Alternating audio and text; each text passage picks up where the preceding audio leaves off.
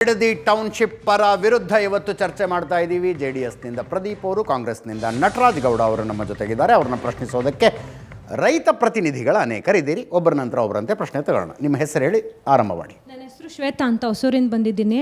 ಸರ್ಗೆ, ನಟರಾಜ್ ಗೌಡ್ರು ಸರ್ಗೆ ಪ್ರಶ್ನೆ ಮಾಡ್ತಾ ಇರೋದು. ಸರ್, AC ರೂಮಲ್ಲಿ ಉತ್ತರ ಕೊಡ್ತಾರೆ. AC ರೂಮ್ ಅಲ್ಲ, ಅಸಿಸ್ಟೆಂಟ್ ಕಮಿಷನರ್ AC ಅವರು. ಅದೇ AC ಅವರು ಅಲ್ಲಿ ಉತ್ತರ ಕೊಡ್ತಾರೆ ನಮ್ಮ ಆಕ್ಷೇಪಣೆಗೆ ಅಂತ ಹೇಳಿದ್ರು. ಅವ್ರು ಹೇಳಿದ್ ಕರೆಕ್ಟು. ನಾನು ಹೋದೆ ಸರ್ ಆಕ್ಷೇಪಣೆಗೆ ಉತ್ತರ ಕೇಳಕ್ಕೆ. ಅವ್ರ ಮೊದಲನೇ ಆನ್ಸರ್ ಏನಂದ್ರೆ ರಾಜಕೀಯವಾಗಿ ಆನ್ಸರು, ಇದು ಕುಮಾರಸ್ವಾಮಿ ಅವ್ರ ಕಾಲದಲ್ಲೇ ಆಗ್ಬಿಟ್ಟಿದೆ, ನಾವೇನು ಮಾಡೋಕ್ಕಾಗಲ್ಲ. ಮತ್ತು ನಾನು ಉತ್ತರ ಯಾರನ್ನ ಕೇಳ್ಬೇಕು ಸರ್? ಉತ್ತರ ಕರ್ನಾಟಕದವ್ರು ಕಾಯ್ತಿದ್ದಾರೆ ಸರ್. ಅವರು ದಿನ ಪ್ರೊಟೆಸ್ಟ್ ಮಾಡ್ತಿದ್ದಾರೆ, ಬನ್ನಿ ನಮ್ಮ ಜಾಗಕ್ಕೆ ಬನ್ನಿ ಅಂತ. ಅವ್ರನ್ನೂ ಅಭಿವೃದ್ಧಿ ಮಾಡಿ.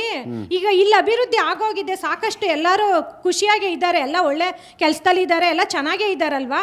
ಬಿಟ್ಟು ಹೋಗಿ ಉತ್ತರ ಕರ್ನಾಟಕದವ್ರು ಪ್ರತಿದಿನ ಕರಿತಿದ್ದಾರೆ, ರೆಡ್ ಕಾರ್ಪೆಟ್ ಆಸ್ ಕೊಡ್ತಾರೆ, ನಮ್ಮಷ್ಟು ದುಡ್ಡು ಕೇಳಲ್ಲ, ಪ್ರೊಟೆಸ್ಟು ಮಾಡಲ್ಲ. ಹಂಗಿದ್ದಾಗ ನೀವು ಯಾಕೆ ಅಲ್ಲೋಗ್ತಿಲ್ಲ? ಇಲ್ಲೇ ಅಭಿವೃದ್ಧಿ ಮಾಡ್ತಿದ್ದೀರಾ? ಹೋಗಿ ಅಲ್ಲೋಗಿ ಕೇಳಿ. ಅವ್ರ ಭೂಮಿ ಕೊಟ್ಟಿಲ್ಲ ಅಂದರೆ ಇಲ್ಲಿ ಬನ್ನಿ.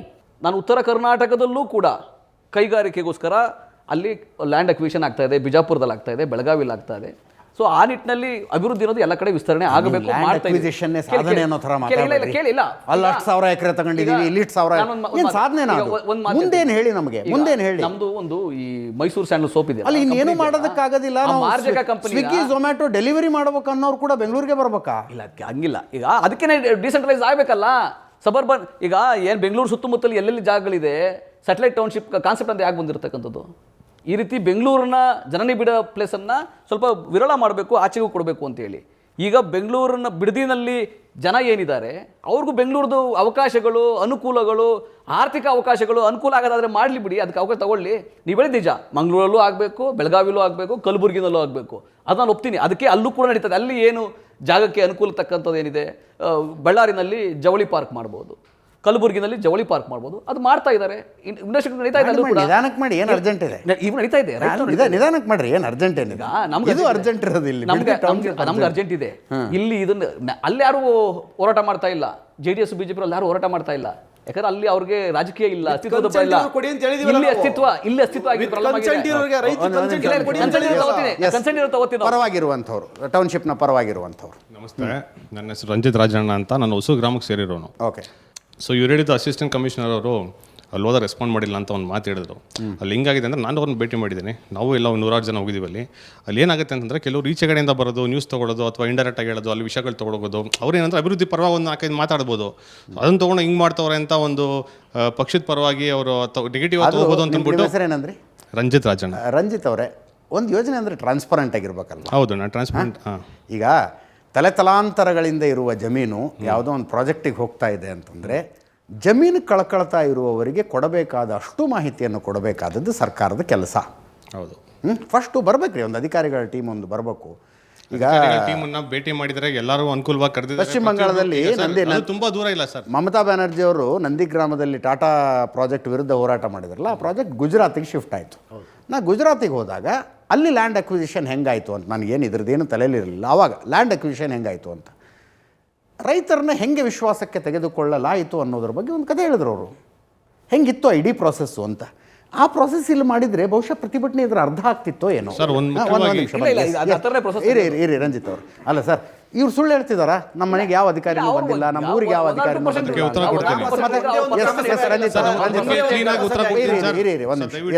ಕ್ಲೀನಾಗಿ ಉತ್ತರ ಕೊಡ್ತೀನಿ. ಅಧಿಕಾರಿಗಳು ಬಿಡದಿಯಿಂದ ರಾಮನಗರ ತುಂಬಾ ದೂರ ಇಲ್ಲ, ಆಯ್ತಾ? ಯಾರು ಬೇಕಾದ್ರೂ ಹೋಗಿ ಯಾವಾಗ ಬೇಕಾದ್ರೂ ತಗೊಳ್ಳಿ ಅಂತ ಅಂದ್ಬಿಟ್ಟು ಪ್ರತಿಯೊಂದು ಟೈಮ್ ಇನ್ಫಾರ್ಮೇಶನ್ ಕೊಡ್ತಾ ಇದ್ರು. ಇಲ್ಲಿ ಹೆಂಗಾಗಿದ್ದ ಪರಿಸ್ಥಿತಿ ಅಂತಂದ್ರೆ, ಸ್ಟಾರ್ಟಿಂಗ್ ಅಲ್ಲಿ JDS ಮತ್ತೆ ಕಾಂಗ್ರೆಸ್ ಅನ್ನೋದು ನಮಗೆ ಅವಶ್ಯಕತೆ ಇಲ್ಲ ಈ ಅಭಿವೃದ್ಧಿ ಪರವಾಗಿ. ಯಾಕಂದ್ರೆ ರೈತರುಗಳಿಗೆ ಪರವಾಗಿ ಅಂತ ಹೇಳ್ತಾರಲ್ಲ ಇವರು, ನಾವು ರೈತರು ವಿರೋಧ ಅಲ್ಲ.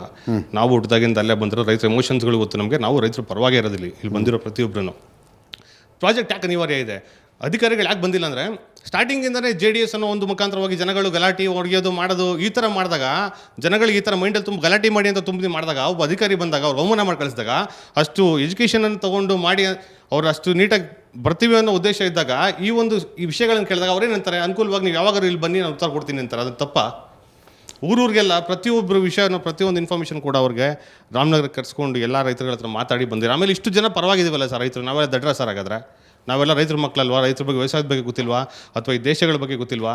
ಅಭಿವೃದ್ಧಿ ಏನಾಗ್ತಿದೆ ಅಂತ ಗೊತ್ತಿಲ್ವಾ? ಮುಂದಕ್ಕೆ ಏನು ಬೇಕು ಅಂತ ನಮ್ಗೆ ಗೊತ್ತಿಲ್ವಾ? ಎಷ್ಟಿದೆ ಜಮೀನು ಸರ್ ನಮ್ಮದೊಂದು 20-25 ಎಕರೆ ಇದೆ, ನಮ್ಮ ತಂದೆಗೆ ಸಂಬಂಧಪಟ್ಟಿದ್ದು. 20-25 ಎಕರೆ ಅಷ್ಟು ಇದೆ. ಅದರಿಂದ ನಾನು ಸುಳ್ಳು ಮಾಹಿತಿ ಕೊಡೋದಕ್ಕಾಗಲ್ಲ. ಬಟ್ ನಾನು ಬಂದಿರೋದು ನಮ್ಮ ಉದ್ದೇಶವಾಗಲ್ಲ ಸರ್. ಅದನ್ನು ನಾನು ದಯವಿಟ್ಟು ನನ್ನ ಉದ್ದೇಶವಾಗಿ ಬಂದಿಲ್ಲ. ನಾವು ಪ್ರತಿಯೊಬ್ಬರು ಉದ್ದೇಶವಾಗಿ ಬಂದೀವಿ ಸರ್. ಆಮೇಲೆ ಇನ್ನೊಂದು ನನ್ನ ಜನರಲ್ ನಾಲೆಜ್ ಕೇಳ್ತಾ ಇದ್ದೀನಿ. ಆಯ್ತು, ಪರವಾಗಿಲ್ಲ ಸರ್. ಇವತ್ತು ಇನ್ನೊಂದು ನೀವು ಕೇಳಿದ್ರೆ ಅಲ್ಲಿ ಯಾಕೆ ಆಗ್ತಾ ಇದೆ, ಅಲ್ಲಿ ಯಾಕೆ ಆಗಲಿ, ಅಲ್ಲೇ ಯಾಕೆ ಆಗಬೇಕು ಅಂತ ಒಂದು ವಿಷಯ ಕೇಳಿದ್ರೆ ಅದಕ್ಕೆ ಕ್ಲಿಯರಾಗಿ ಉತ್ತರ ಕೊಡ್ತೀನಿ.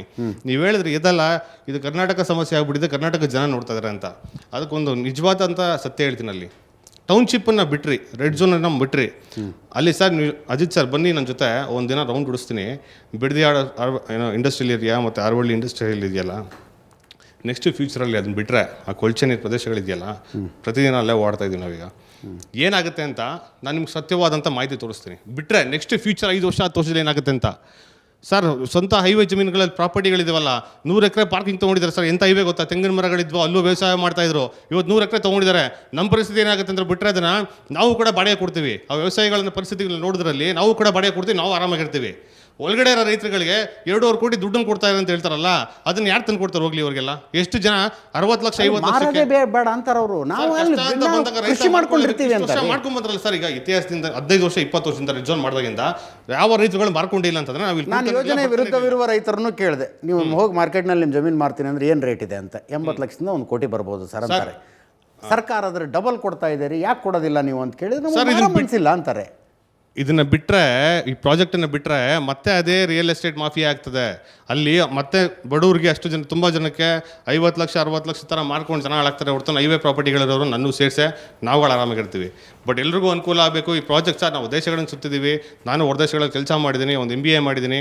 ನನಗೆ ಇಲ್ಲಿ ಪರಿಸ್ಥಿತಿನೂ ಗೊತ್ತು, ಈಚೆ ಕಡೆ ಏನು ನಡೀತಾ ಈ ಜಗತ್ತಲ್ಲಿ ಅನ್ನೋ ಪರಿಸ್ಥಿತಿನೂ ಗೊತ್ತು. ಆ ಉದ್ದೇಶದ ಮೇಲೆ ಎಲ್ರಿಗೂ ಅನುಕೂಲ ಆಗಿ ಪ್ರತಿಯೊಬ್ಬ ರೈತರು ನಾವು ಜೊತೆಲಿ ಹೋಗೋಂಥ ಕೆಲಸ ಮಾಡ್ತಾ ಇರೋ ಸರ್ಕಾರ, ಕಾಂಗ್ರೆಸ್ ಸರ್ಕಾರ. ಈಗ DK ಶಿವಕುಮಾರ್ ಮಾಡ್ತವ್ರೆ ಅಂತ ಅಂದ್ಬಿಟ್ಟು ನಾವು ಇಲ್ಲಿ ಬಂದಿಲ್ಲ. ಕುಮಾರಸ್ವಾಮಿ ಅವರು ಈ ಪ್ರಾಜೆಕ್ಟನ್ನು ಮಾಡಿದ್ರು ಕೂಡ ಇದೇ ರೀತಿಯಲ್ಲಿ, ಇದೇ ಪರಿಸ್ಥಿತಿಯಲ್ಲಿ ಇರ್ತಿದ್ವಿ ನಾವು. ಇದೇ ಥರ ಸಪೋರ್ಟಿಂಗ್ ಮಾಡ್ತಾ ಇದ್ವಿ. ಅಲ್ಲ, ಒಂದು ನಿಮಿಷ, 50 ಕೋಟಿ ಪರಿಹಾರ ಬರುತ್ತೆ. ನೀವು 50 ಕೋಟಿ ಇನ್ನೆಲ್ಲೋ ಇನ್ವೆಸ್ಟ್ ಮಾಡ್ಕೊಂಡು ಆರಾಮಾಗಿರ್ತೀರಿ. 20 ಗುಂಟೆ 30 ಗುಂಟೆ 40 ಗುಂಟೆ ಜಮೀನು ಇರೋರು ಇದಾರಲ್ಲಿ. ಅದು ಕಡಿಮೆ ಜಮೀನಿರೋರಿಗೆ ನಿವೇಶನನೂ ಕೊಡ್ತಾರೆ, ಉದ್ಯೋಗ ಖಾತ್ರಿನೂ ಕೊಡ್ತಾರೆ. ಇದು ಖಾತ್ರಿ, ಸುಮ್ಮನೆ ಏನಾರದಲ್ಲ, ಉದ್ಯೋಗ ಖಾತ್ರಿ. ಹಂಗಾಗಿರ್ಬೇಕಾದ್ರೆ ರೈತರು 95% 90% ಯಾಕೆ 85% 90% ಯಾಕೆ ಒಪ್ಕೊಂಡಿದ್ದಾರೆ ಅಂದರೆ ಇದಕ್ಕಾಗಿನೇ. ಯಾರಿಗೂ ಮಾಹಿತಿ ಇಲ್ಲ, ಮಾಹಿತಿ ಕೊಟ್ಟಿಲ್ಲ ಅನ್ನೋದು ಸತ್ಯ ಮಾತಲ್ಲ. ಏನು ಉದ್ಯೋಗ ಕೊಡೋಕ್ಕಾಗತ್ತೆ ನಟರಾಜ್? ಈಗ ನೋಡಿ, ಈಗ ಏನು ಉದ್ಯೋಗ ಕೊಡೋಕೆ? ಈಗ ಒಂದು ನಿಮಿಷ.